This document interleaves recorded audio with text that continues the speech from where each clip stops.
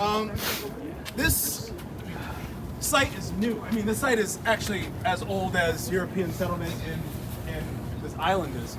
But folks didn't know that African bodies were interred here until in the 90s. A cafe was expanding its basement to put in a wine cellar. And all of a sudden came into wild unmarked graves, just bones started spilling out of the walls. And from time, all these sort of like landmarked locations here in Lower Manhattan really revealed that this was a massive burial ground for people of African descent in early days of the city. I'm going to read to you this little section from this incredible book. It's a walking history of New York, among other things, called Open City. And the writer, near the end of the book, he's kind of walked all over the Bronx and whatever, making observations, but he comes across this place. There was a small security island in the middle of the street, and just across from it, surrounded by the huge office buildings, was a small patch of grass. It wouldn't have drawn my attention at all if I hadn't seen a curious shape, sculpture, or architecture.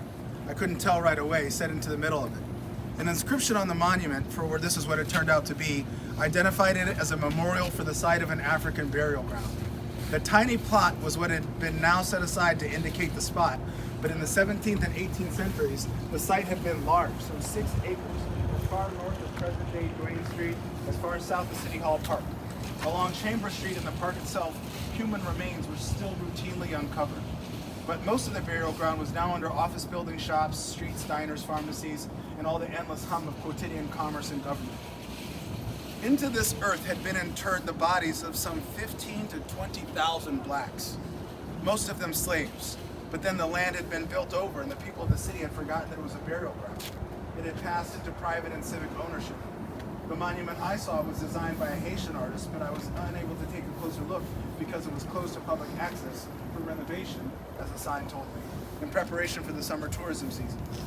In the green grass and the bright sun and the shadow of the government in the marketplace, standing a few yards from the cordoned off monument, I had no purchase on who these people or who were these corpses between the 1690s and 1795 had been laid to rest beneath my feet.